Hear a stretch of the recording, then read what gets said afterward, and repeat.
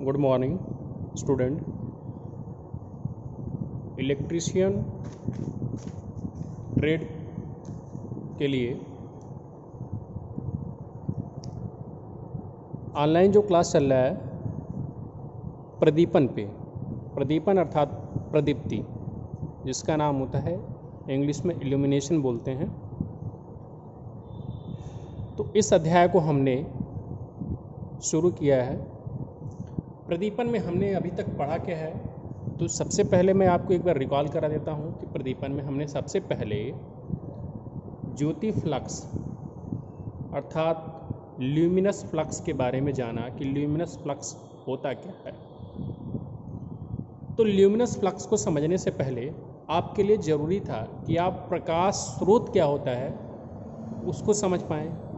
तो जैसा कि नाम से ही स्पष्ट होता है कि प्रकाश स्रोत का मतलब होता है कि ऐसा स्रोत जहाँ से हमें प्रकाश मिलता है। तो अब इसके आप उदाहरण देखेंगे कि प्रकाश स्रोत क्या हो सकता है। तो जैसे मोमबत्ती को जलाने से क्या मिलता है, प्रकाश। तो मोमबत्ती किसकी तरह काम करेगा, प्रकाश स्रोत की तरह काम करेगा। इलेक्ट्रिक बल्ब को स्विच ऑन करने पे क्या मिलता है, प्रकाश। तो इलेक्ट्रिक बल्ब भी एक प्रकाश स्रोत हो गया। तो आई थिंक, मुझे ऐसा लगता है कि ये दो उदाहरण आपको प्रकाश स्रोत समझाने के लिए पर्याप्त हैं। अब आप अपने दिमाग से ऐसा कोई भी सोर्स जो प्रकाश दे रहा है आप उसको प्रकाश स्रोत मानेंगे। अब जैसा कि हमने आपको बताया था कि इस अध्याय में हम सबसे पहले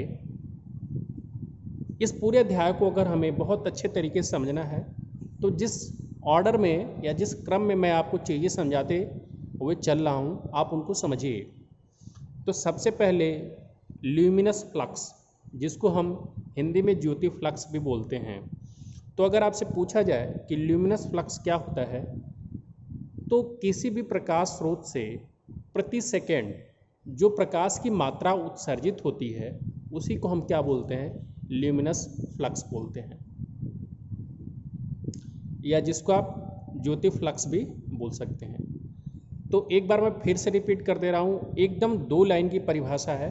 अगर आप इतना बता देते हैं तो आपका जो परिभाषा है या जो ल्यूमिनस फ्लक्स के बारे में जानकारी है वो कहीं से कम नहीं है, बिल्कुल पर्याप्त है। तो ल्यूमिनस फ्लक्स के बारे में हमने ये बताया कि किसी भी प्रकाश स्रोत से प्रति सेकेंड जो प्रकाश की मात्रा उत्सर्जित होती है उसको हम क्या बोलते हैं, ल्यूमिनस फ्लक्स बोलते हैं।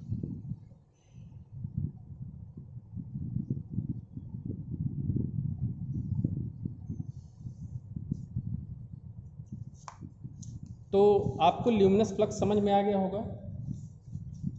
अब बात ये आती है कि जैसे हमने आपको बताया कि ल्यूमिनस फ्लक्स के बारे में आपको समझाया कि किसी भी प्रकाश स्रोत से जो प्रकाश की मात्रा प्रति सेकेंड उत्सर्जित होती है उसको हम क्या बोलते हैं, ल्यूमिनस फ्लक्स बोलते हैं। तो प्रकाश की मात्रा को हम किस में मापेंगे, हमें कैसे पता चलेगा कि किसी भी प्रकाश स्रोत से कितनी प्रकाश की मात्रा निकल रही है, या उसको हम किस में मापेंगे। तो प्रकाश की जो मात्रा होती है उसको ल्यूमेन में मापा जाता है, अर्थात प्रकाश की जो मात्रा होती है उसको ल्यूमेन में मापा जाता है। तो इसका मतलब ये हुआ कि अगर कोई प्रकाश स्रोत है तो उससे जो प्रकाश की मात्रा निकल रही है उसको हम ल्यूमेन में बता सकते हैं, जैसे कि 10 ल्यूमेन, 5 ल्यूमेन, 8 ल्यूमेन, इस तरीके से। जैसे दूरी का मात्रा क्या होता है, अगर कोई ए स्टेशन से बी स्टेशन के बीच की अगर एक दूरी है तो उसको हम किलोमीटर में या मीटर में मेज़र करेंगे। तो दूरी को जैसे बताने के लिए मात्रक जरूरी होता है, उसी तरीके से प्रकाश की मात्रा को व्यक्त करने के लिए मात्रक जरूरी होता है। और प्रकाश की मात्रा को हम किस में मापते हैं, ल्यूमेन में। और प्रकाश की मात्रा जो होता है उसको हम क्या बोलते हैं, ल्यूमिनस फ्लक्स बोलते हैं। तो इसका मतलब ये हो गया कि ल्यूमिनस फ्लक्स का मात्रा क्या हो गया, ल्यूमेन। तो ये तो मैं आपको पिछली वीडियो क्लासेस की बातें रिकॉल करा रहा हूँ ताकि जो लोग यहाँ से भी पढ़ना स्टार्ट कर रहे हैं उनको भी समझ में आए। उसके बाद हमने आपको ल्यूमिनस इंटेंसिटी बताया। तो ल्यूमिनस इंटेंसिटी की परिभाषा अगर आप एकदम सटीक समझना चाहते हैं और छोटी सी परिभाषा अपने दिमाग में फिट करना चाहते हैं तो आपको ये बताना होगा कि जो प्रकाश का स्रोत है, तो अगर कोई एक प्रकाश का स्रोत है तो उससे जो प्रकाश निकलता है वो सभी डायरेक्शन में निकलता है, सभी दिशाओं में निकलता है। लेकिन अगर हम एक सॉलिड एंगल में कितना प्रकाश निकल रहा है उसको केवल देखें तो यही क्या कहलाएगा, ल्यूमिनस इंटेंसिटी कहलाएगा, अर्थात ज्योति तीव्रता कहलाएगा। जैसे कि अब सॉलिड एंगल क्या होता है, तो जैसे अगर कोई कीप के आकार की वस्तु है या जिसको कोण के आकार की वस्तु है, तो कोण के आकार की वस्तु का जो कोण बन रहा है उसको हम सॉलिड एंगल बोलते हैं। और सॉलिड एंगल का मात्रक क्या होता है, स्टेरेडियन होता है। जैसे कोण का मात्रक रेडियन होता है, उसी प्रकार से सॉलिड एंगल का मात्रक स्टेरेडियन होता है। और सॉलिड एंगल हमने आपको इससे पिछले की वीडियो क्लासेस में और अच्छे तरीके से समझाया भी है। जैसे कि बर्थडे पे जो कैप लगाया जाता है तो आप देखेंगे कि वहाँ पे एक कोण बनता है, तो कोण को अगर हम मापेंगे तो वो कोण जो है किस प्रकार का होता है, 3 डायमेंशन में होता है। तो 3 डायमेंशन में जो कोण बनता है या कोण बनता है उसी को हम क्या बोलते हैं, सॉलिड एंगल बोलते हैं।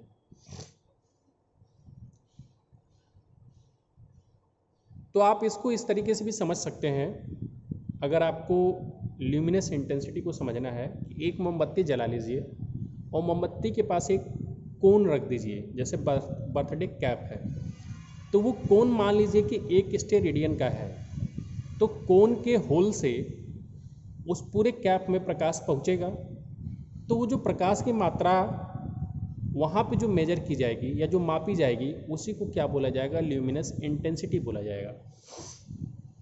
तो ल्यूमिनस इंटेंसिटी का मतलब ये हो गया कि जो प्रकाश की मात्रा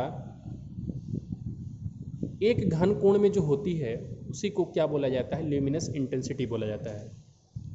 फिर से एक बार रिपीट, प्रति घन कोण जो प्रकाश की मात्रा होती है उसी को ल्यूमिनस इंटेंसिटी कहा जाता है, अर्थात ज्योति तीव्रता कहा जाता है। तो ज्योति फ्लक्स में हमने डायरेक्शन नहीं देखा, हमने कुल प्रकाश की मात्रा, सभी दिशाओं में जो कुल प्रकाश की मात्रा किसी प्रकाश स्रोत से निकली थी उसको मेजर किया गया था, उसको मापा गया था। और किस में मापा गया था, ल्यूमेन में। लेकिन ल्यूमिनस इंटेंसिटी में क्या किया जाएगा कि जो प्रकाश की मात्रा होगी वो एक यूनिट, मतलब एक यूनिट स्टेरेडियन के सॉलिड एंगल से कितना प्रकाश गुजरेगा या कितना प्रकाश की मात्रा गुजरेगी, इसी को ल्यूमिनस इंटेंसिटी बोला जाएगा। तो इसका मतलब कि ल्यूमिनस इंटेंसिटी का परिभाषा क्या हो गया कि प्रकाश की मात्रा पर यूनिट सॉलिड एंगल ही क्या कहलाता है, ल्यूमिनस इंटेंसिटी। तो ल्यूमिनस इंटेंसिटी का मात्रक क्या हो जाएगा, प्रकाश की मात्रा को ल्यूमेन में ही मापा जाएगा और घन कोण को किस में मापा जाएगा, स्टेरेडियन में। तो ल्यूमेन प्रति स्टेरेडियन हो जाएगा। उसके बाद हमने आपको जो है प्रदीप्ति अर्थात इल्यूमिनेंस के बारे में समझाया था। इल्यूमिनेंस का मतलब क्या था, इल्यूमिनेंस का मतलब ये होता है कि किसी भी प्रकाश स्रोत से किसी सतह पे जो प्रकाश आपतित होता है या जो प्रकाश पड़ता है उसका मेजरमेंट या उसका माप किया जाता है। तो मान लीजिए कोई प्रकाश स्रोत है और उस प्रकाश स्रोत से जो प्रकाश की किरणें या जो प्रकाश की मात्रा निकल रही है तो किसी न किसी सतह पे आपतित होगी। तो अगर मान लीजिए वो जो सतह है 1 वर्ग मीटर का है, तो 1 वर्ग मीटर पे इस प्रकाश स्रोत के द्वारा जितनी प्रकाश की मात्रा आपतित हुई है या जितनी प्रकाश की मात्रा पड़ती है, इसी के माप को हम क्या बोलते हैं, इल्यूमिनेंस अर्थात प्रदीप्ति बोलते हैं। तो प्रदीप्ति की अगर हम मैथमेटिकल अर्थात गणितीय भाषा में परिभाषा देंगे तो क्या होगा, प्रति वर्ग मीटर जो प्रकाश की मात्रा होगी वही क्या कहलाएगा, प्रदीप्ति कहलाएगी। तो प्रदीप्ति का मात्रक यहाँ से क्या हो जाएगा, चूँकि प्रकाश की मात्रा प्रति वर्ग मीटर में या पर यूनिट एरिया में चेक की जा रही है, तो यहाँ पे क्या हो जाएगा, ल्यूमेन प्रति मीटर स्क्वायर। तो ल्यूमेन प्रति मीटर स्क्वायर, तो ये तो प्रदीप्ति का मात्रक हो गया, ल्यूमेन प्रति मीटर स्क्वायर। लेकिन प्रदीप्ति का एक और मात्रक होता है, तो जिसको आप ल्यूमेन प्रति मीटर स्क्वायर भी बोल सकते हैं और लक्स भी बोल सकते हैं। तो ये तीन चीज़ें हमने आपको समझा दी फिर से।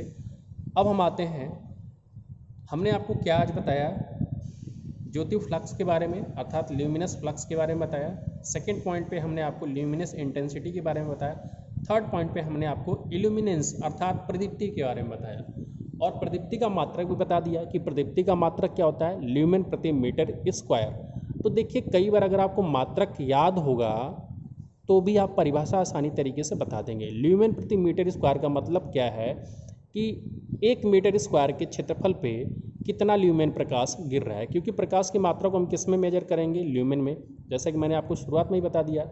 और प्रकाश की मात्रा को क्या बोला जाता है, ल्यूमिनस फ्लक्स बोला जाता है, और इसका मात्रक क्या होता है, ल्यूमेन होता है। तो 1 वर्ग मीटर के क्षेत्रफल पे जितना प्रकाश अर्थात जितना ल्यूमेन प्रकाश आपतित होगा उसी को क्या बोला जाएगा, इल्यूमिनेंस बोला जाएगा। और 1 स्टेरेडियन अर्थात एक स्टेरेडियन के सॉलिड एंगल में जितनी प्रकाश की मात्रा अर्थात जितना ल्यूमेन प्रेजेंट होगा, उपस्थित होगा, उसको हम क्या बोलेंगे, ल्यूमिनस इंटेंसिटी बोलेंगे। और प्रकाश की कुल मात्रा को क्या बोला जाएगा, ल्यूमिनस फ्लक्स बोला जाएगा। तो इल्यूमिनेंस का मात्रक क्या हुआ, ल्यूमेन प्रति मीटर स्क्वायर। ल्यूमिनस इंटेंसिटी का मात्रक क्या हो गया, ल्यूमेन प्रति स्टेरेडियन। और ज्योति फ्लक्स अर्थात ल्यूमिनस फ्लक्स का मात्रक क्या हो गया, ल्यूमेन हो गया। तो ये तीन चीज़ें आपको अपने दिमाग में फिट कर लेनी है। बिल्कुल ऐसे ही जो मैंने छोटी छोटी परिभाषा बिल्कुल मौखिक बताई है। अब हम पढ़ते हैं प्रदीपन के नियम। तो प्रदीपन के नियम जिसको हम इंग्लिश में लॉ ऑफ इल्यूमिनेशन बोलते हैं, तो इसमें आपको 2 नियम जानने होंगे। पहला व्युत्क्रम वर्ग नियम। व्युत्क्रम का मतलब क्या होता है, जैसा कि मैथ में आपको वर्कशॉप कैलकुलेशन में कई बार व्युत्क्रम का मतलब समझाया जाता है।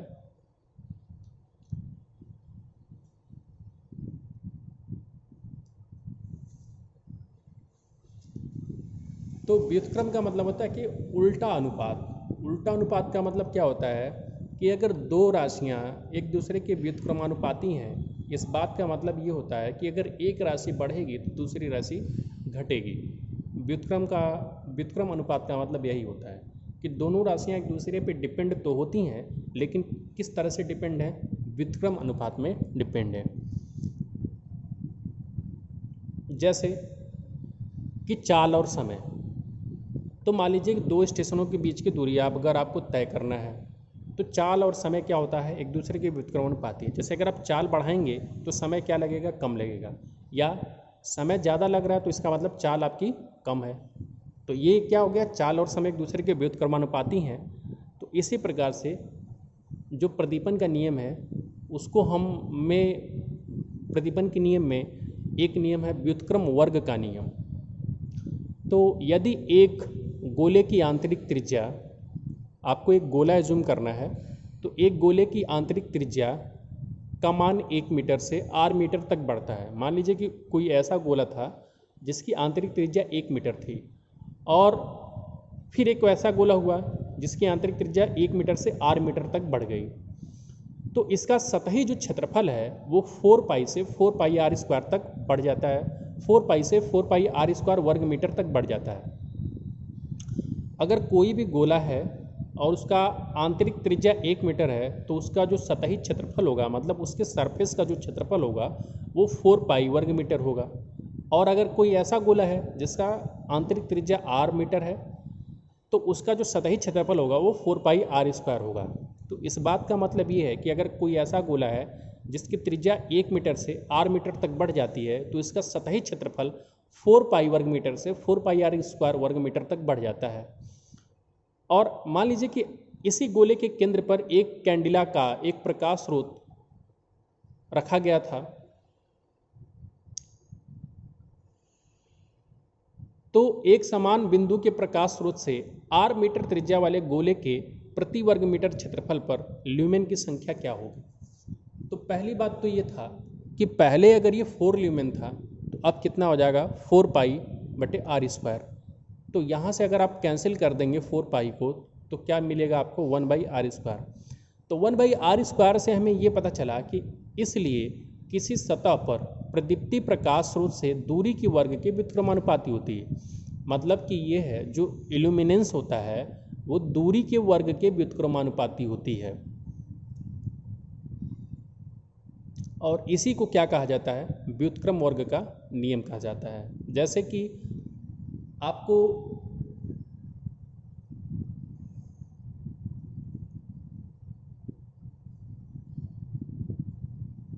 वर्ग का जो व्युत्क्रमानुपाती नियम है, जैसे कि एक मान लीजिए कि वृत्त है, तो वृत्त की त्रिज्या अगर 2 गुनी होती है तो क्षेत्रफल पे कितना असर पड़ता है, तो क्षेत्रफल कितना हो जाता है 4 गुना हो जाता है। क्यों? क्योंकि जो क्षेत्रफल होता है वो त्रिज्या के वर्ग के अनुपाती होता है। वर्ग का मतलब कि अगर त्रिज्या 2 गुना होगा तो ये कितना हो जाएगा, 2 का वर्ग कितना हो जाएगा 4। और यहाँ पे व्युत्क्रमानुपाती का मतलब ये है कि अगर दूरी 2 गुना होगी तो जो प्रकाश की मात्रा होगी वो 1/4 हो जाएगी। क्यों? क्योंकि दूरी का वर्ग तो 2 का वर्ग 4, लेकिन ये 1/4 होगा क्योंकि उल्टा होगा रिलेशन, क्योंकि व्युत्क्रमानुपाती है। तो इसलिए किसी सतह पर प्रदीप्ति प्रकाश स्रोत से दूरी के वर्ग के व्युत्क्रमानुपाती होती है। इस बात का मतलब यही है कि मान लीजिए एक कोई प्रकाश का स्रोत था और किसी गोले के सतह पे रखा गया था। तो पहले मान लीजिए कि 1 मीटर की त्रिज्या थी, तो सतह भी 1 मीटर की त्रिज्या पे ही होगा। तो 1 मीटर की त्रिज्या पे जो प्रकाश की मात्रा होगी, मान लीजिए आपने उसको मेजर किया था, फिर अब क्या होगा कि त्रिज्या 2 मीटर हो गई। तो 2 मीटर के सतह के क्षेत्रफल पे आपको प्रकाश की मात्रा देखनी है। तो चूंकि त्रिज्या 2 गुनी हो गई है तो इसका मतलब कि दूरी क्या हो गया, 2 गुना हो गया है। तो दूरी का वर्ग कितना हो जाएगा, 4 गुना 2 का वर्ग 4। तो प्रकाश की मात्रा कितनी हो जाएगी, 1/4। तो इसका मतलब कि 1 मीटर की त्रिज्या के क्षेत्रफल पे जो प्रकाश की मात्रा थी, 2 मीटर की त्रिज्या के क्षेत्रफल पे आपका जो सतह है वहाँ पर प्रकाश की मात्रा 1/4 रह जाएगी।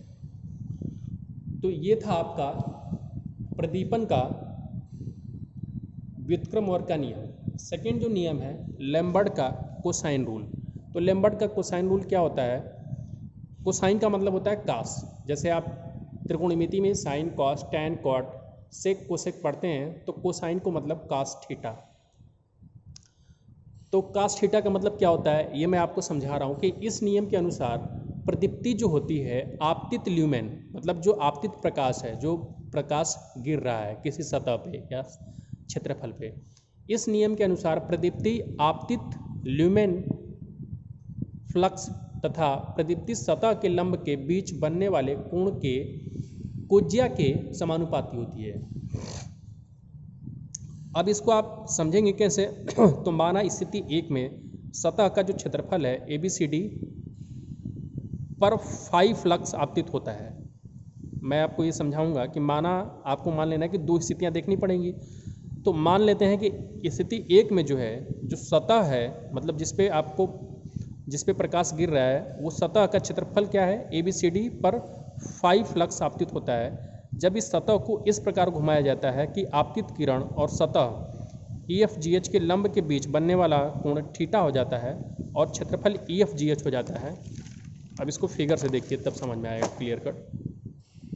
यहाँ पे देखिए, यहाँ पे आपको एक सतह ये था ABCD, इसका क्षेत्रफल आप निकाल सकते हैं लंबाई और चौड़ाई से। तो मान लीजिए कि ये जो इंसिडेंट रेज थी, मतलब प्रकाश की जो किरणें थी, इस पे लंबवत गिर रही थी, लेकिन और इस पे फाई जो है ल्यूमिनस फ्लक्स गिर रहा था। लेकिन जब इसको थोड़ा सा तिरछा कर दिया गया तो ये इस तरह से हो गया। अब इस पे जो इंसिडेंट रे हैं, मतलब जो आपतित किरणें हैं, वो थीटा लंब, इस सतह के लंब से थीटा का कोण बना रही हैं। तो इस स्थिति में क्या हो जाएगा कि पहले स्थिति में जो आपका इंटेंसिटी होगा वो फाई अपान एरिया ABCD हो जाएगा। मतलब जो प्रदीप्ति होगा वो ल्यूमेन फ्लक्स बटे में क्षेत्रफल, और सेकेंड स्थिति में ल्यूमेन फ्लक्स बटे में क्षेत्रफल EFGH।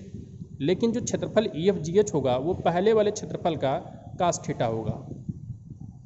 तो देखिए E2 बराबर क्या हो जाएगा फाई, मतलब ल्यूमेन फ्लक्स जो इस पे गिर रहा है, जो प्रकाश की मात्रा गिर रही है बटे में एरिया इस वाले सतह का, तो क्षेत्रफल EFGH।